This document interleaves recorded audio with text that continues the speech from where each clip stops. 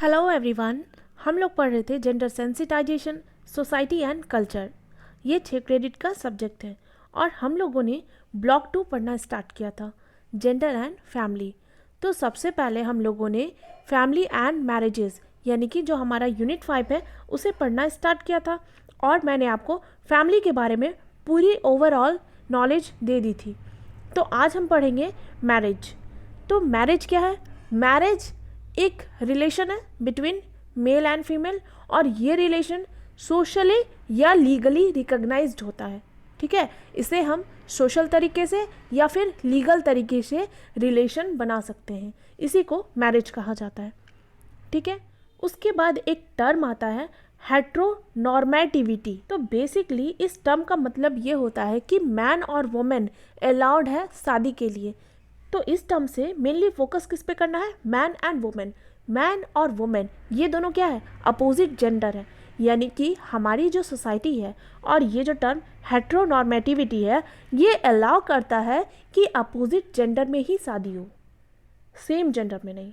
ठीक है, तो इस टर्म का मतलब आपको समझ में आ गए होंगे। इसका अपोजिट एग्जिस्ट करता है हमारे सोसाइटी में, यानी कि अगर सेम सेक्स के पर्सन अगर शादी करना चाहे तो इसे सोसाइटी में एक्सेप्ट नहीं किया जाता और इसे फुल्ली बैन कर दिया जाता है सोसाइटी के द्वारा भी और लॉ के द्वारा भी। इसके अलावा भी बहुत सारे चीज़ें जो मैरिज से रिलेटेड है वो बुक में लिखी गई है। आपसे रिक्वेस्ट है कि आप एक बार पढ़ लेना, क्योंकि जो हम अपने आसपास देखते हैं, जो हम जानते हैं, वो सारी चीज़ें लिखे गए हैं, इसीलिए प्लीज़ आप एक बार पढ़ लेना। नेक्स्ट हम मूव करेंगे फॉर्म्स ऑफ मैरिज। मैरिज भी बहुत टाइप के हैं। मुझे तो बेसिकली 2 ही मैरिज पते थे, एक लव मैरिज, दूसरा अरेंज मैरिज। आज मुझे पता चल रहा है कि बहुत सारे मैरिजेस होते हैं, तो एक एक करके सारे देखते हैं। तो मैरिज बेसिकली 2 पार्ट में डिवाइड है। फर्स्ट है पॉलीगेमी और दूसरा है मोनोगेमी। अब पॉलीगेमी और मोनोगेमी में क्या डिफरेंस है देखते हैं। तो सबसे पहले हम देखेंगे पॉलीगेमी। तो पॉलीगेमी का मतलब होता है प्लूरल मैरिज, यानी कि देखो अभी समझ में आएगा। देखो ये 2 पार्ट में डिवाइड है, एक है पॉलीएंड्री और पॉलीगेनी। तो पॉलीएंड्री जो होते हैं, यानी कि एग्जाम्पल से समझो कि एक वाइफ होंगी और बहुत सारे हस्बैंड होंगे, तो उसे कहा जाएगा पॉलीएंड्री।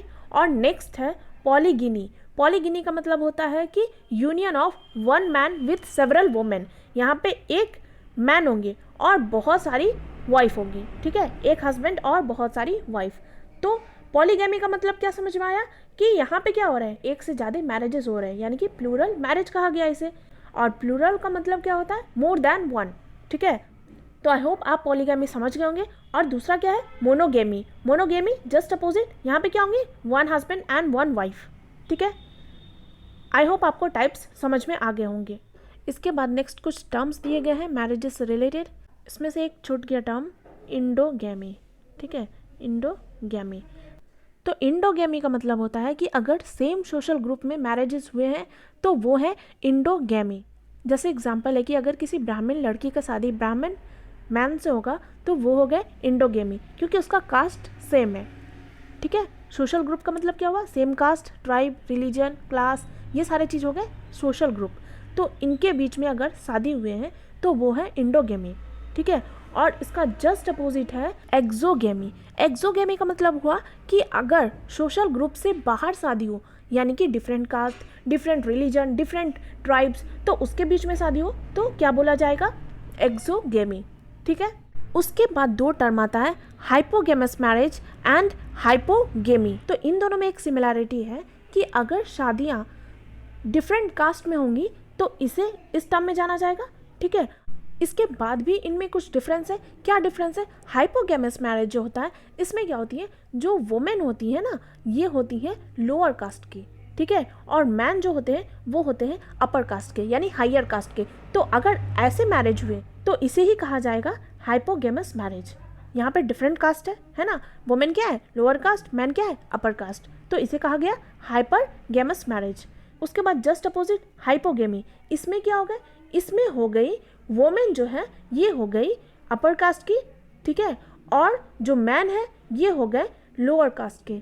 तो यहाँ पे डिफरेंट कास्ट। ठीक, और ये क्या हो गए? हाइपोगेमी। तो ये सारे मैरिज आपको समझ में आ गए। इसके बाद बचता है 2, हेट्रोसेक्सुअल मैरिज और होमोसेक्सुअल मैरिज। ये जो होते हैं मैरिज, इसको डिफ्रेंशिएट किया जाता है based on sex of partner, कि उनका सेक्स क्या है। अगर ये दोनों डिफरेंट सेक्स के हैं तो इसे कहा जाएगा हेट्रोसेक्सुअल मैरिज, ठीक है। और अगर ये दोनों सेम सेक्स के हैं तो इसे कहा जाएगा होमोसेक्सुअल मैरिज। आई होप ये दोनों आप समझ गए होंगे और पहले से जानते भी होंगे, ठीक है। उसके बाद नेक्स्ट है, उसके बाद कुछ थ्योरीज दिए गए हैं मैरिज के ऊपर। तो ये जो फेमिनिस्ट थ्योरी है इनमें वही सारी चीज़ बताए गए हैं कि लड़कियों को घर के काम करने हैं, अगर वो पब्लिक स्फीयर में जाके वर्क कर भी रही है तो उसे सेकंड शिफ्ट करने होते हैं। सेकंड शिफ्ट का मतलब क्या हुआ कि घर में आगे भी उसे काम करना पड़ता है, ठीक है, तो इसे कहा गया सेकंड शिफ्ट, ठीक है। तो इसी तरीके से बहुत सारी चीज़ें जो लड़कियों के साथ होते हैं वो सारे इसमें कवर किए गए हैं। उसके बाद सबसे पहला जो थ्योरी है वो है मार्क्सिस्ट की थ्योरी। इन्होंने कहा कि ये जो मोनोगेमस मैरिज है, यानी कि जो मैरिज है इसमें लव नाम का कोई चीज़ नहीं है। यहाँ पे जो मैटर करता है वो होते हैं प्राइवेट प्रॉपर्टी।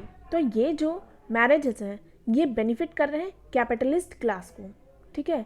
तो यहाँ पे देखो शादियों को प्रॉपर्टी की तरह देखा जाता है, यहाँ पे कोई रिलेशन नहीं बनता। तो मार्क्सिस्ट का क्या कहना है कि यहाँ पे जो प्राइमरी फोकस है वो है प्राइवेट प्रॉपर्टी पे, इसीलिए ये बेनिफिट कर रहा है किसे, कैपिटलिस्ट क्लास को, और वुमेन का सबऑर्डिनेशन हो रहा है, ठीक है। तो ये एक एक्सप्लॉयटेटिव सिस्टम है, ठीक है। उसके बाद नेक्स्ट है रेडिकल फेमिनिस्ट। इन्होंने क्या कहा, इन्होंने बताया कि मैरिज जो है ये एक टूल है पैट्रियार्की के, ठीक है, जिसमें से क्या होता है हेट्रोसेक्सुअल, ठीक है, यानी कि मेल एंड फीमेल शादी करते हैं और शादी के बाद क्या होते हैं वुमेन सबऑर्डिनेट हो जाती हैं, ठीक है। तो सोशल एक्सप्लॉयटेशन जो हो रहा है तो ये क्या है, ये पैट्रियार्की के वजह से हो रहा है, वुमेन सबऑर्डिनेट हो जा रही हैं, ठीक है, और मैन क्या कर रहे हैं पूरे पावर को होल्ड कर रहे हैं। तो ये कहना है रेडिकल फेमिनिस्ट का, ठीक है। तो फेमिनिस्ट के अकॉर्डिंग ये जो मैरिजेस है ये हिरार्कियल इंस्टीट्यूशन है। हिरार्कियल इंस्टीट्यूशन का मतलब क्या हुआ कि जो चलते आ रहे हैं, ठीक है, और इसमें वुमेन को सेकेंडरी स्टेटस दिया जाता है, यानी कि उन्हें घर के कामों के लिए पेमेंट नहीं मिलता, और अगर वो काम कर रही है तो उसे अनइक्वल वेज मिलता है, यानी कि मैन के अकॉर्डिंग कम वेज मिलना, प्रॉपर्टी में अनइक्वल राइट देना, ठीक है, और पूरी तरह से डिपेंड होना अपने हस्बैंड पे। और कुछ लॉ भी है जो डिस्क्रिमिनेशन करते हैं मैरिजेस में। ये सारे क्या है एक्सप्लॉयटेटिव इंस्टीट्यूशन है। ये क्या कर रहे हैं फुल्ली वुमेन को सबऑर्डिनेट कर रहे हैं और मैन को बहुत ज़्यादा राइट दे रहे हैं ताकि वो उसे एक्सप्लॉइट करे। तो ये क्या है एक्सप्लॉयटेटिव इंस्टीट्यूशन। इसके बाद भी मैरिजेस में और भी बहुत सारे टर्म्स हैं, जैसे कि अर्ली मैरिज। ये अर्ली मैरिज का मतलब क्या हुआ कि ये क्यों किया जाता है, to control the sexuality of the girl, ताकि क्या हो कि अगर वो शादी कर रही है तो सेफली वो अपने इन लॉज के घर पहुंच जाए, यानी कि उसके चरित्र पे कोई दाग नहीं लगना चाहिए। इसी वजह से अर्ली मैरिज को प्रमोट किया जाता है। तो ये सारी चीज़ें हो रही है, ठीक है। इसके अलावा क्या है डॉरी, ये तो सभी जानते हैं। तो इसमें क्या होता है जो वाइफ होती है उसके तरफ से एक गिफ्ट ऑफर किए जाते हैं in the form of cash, ornaments, land, या फिर कुछ गैजेट, या फिर कुछ भी प्रॉपर्टी जो बोलो, ये सारे दिए जाते हैं हस्बैंड को।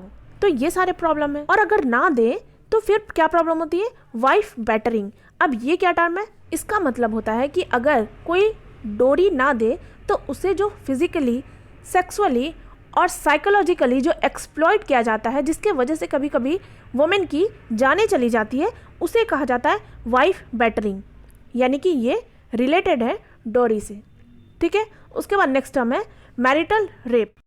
अब रेप तो सुना था, यहाँ है मैरिटल रेप। दोनों में डिफरेंस है। क्या डिफरेंस है कि अगर शादी के बाद लड़कियां कंसेंट ना करें सेक्सुअल रिलेशन के लिए तो उसे कहा जाता है मैरिटल रेप। तो बेसिक डिफरेंस यही है इनका रेप से, ठीक है। मैंने फिर से डोरी रिपीट कर दिया, यहाँ डोरी नहीं होगा फ्रेंड, डाइवोर्स होगा, ठीक है। तो डाइवोर्स क्या है, ये है लीगल सिस्टम जो ग्रांट करता है दोनों वुमेन को भी मैन को भी कि वो डाइवोर्स ले सकते हैं अपने मैरिजेस से, ठीक है। ये लीगल कंसेंट होते हैं। तो इंडिया में बताया जा रहा है कि ये डिफ़िकल्ट होता है स्पेशली वुमेन के लिए डाइवोर्स फाइल करना, ठीक है, मैन के अकॉर्डिंग, क्योंकि ऑलरेडी इतना एक्सप्लॉयटेशन होता है, दूसरे पे डिपेंड होना। अगर वो डाइवोर्स ले भी ले तो वो इतनी एम्पावर्ड नहीं होती है कि वो खुद से अपने आप को संभाल सके, खुद सेल्फ रिलायंट हो सके। तो ये सारे प्रॉब्लम होते हैं वुमेन के साथ। तो बेसिकली इतना ही था इस चैप्टर में, इसके अलावा इसमें कुछ भी नहीं है। और फिर लास्ट में कुछ टर्म्स दिए गए हैं, इसके बारे में बात करते हैं। सबसे पहला है हेमोरेज। ये क्या होता है, ब्रेन हेमोरेज सुने हैं ना। तो ब्लड वेजल से अगर ब्लड का फ्लो होता है उसी को कहा जाता है हेमोरेज, ठीक है। उसके बाद नेक्स्ट है access and control of resources. तो इसमें बेसिकली क्या कवर होंगे, वही चीज़ कहा गया कि रिसोर्स क्या है, लाइफ के लिए बहुत ही ज़्यादा ज़रूरी है और वुमेन को ये राइट नहीं मिलता कि वो एजुकेशन ले सके, हेल्थ सर्विस ले सके, क्रेडिट ले सके, लैंड ले सके, टेक्नोलॉजी ले सके। तो ये सारे क्या है, रिसोर्स ही तो हैं। इसमें क्या हो रहा है, कंट्रोल है मैन का, नॉट वुमेन। और ये क्यों हो रहा है, क्योंकि यहाँ पे क्या है, जेंडर डिवीज़न है, पेट्रार्कियल सोसाइटी है, इकोनॉमिक इनइक्वालिटीज़ है, सोशलाइजेशन है। तो ये सारे प्रॉब्लम है, इसीलिए इस टर्म को लास्ट में इंक्लूड किया गया है। आई होप आपको सारी चीज़ समझ में आ गए होंगे। इसके अलावा इस चैप्टर में कुछ भी नहीं है। अगर आपको कोई भी टर्म में डाउट मिलता है या फिर आप अगर बुक पढ़ोगे तो किसी भी पॉइंट में आपको डाउट लगे तो आप मेरे से कमेंट में पूछ सकते हो। तो आज के लिए बस इतना ही रहने देती हूँ। मिलते हैं अपने नेक्स्ट क्लास में नेक्स्ट चैप्टर के साथ। तब तक के लिए आप इसे एक बार पढ़ लेना। So thank you so much, have a good day.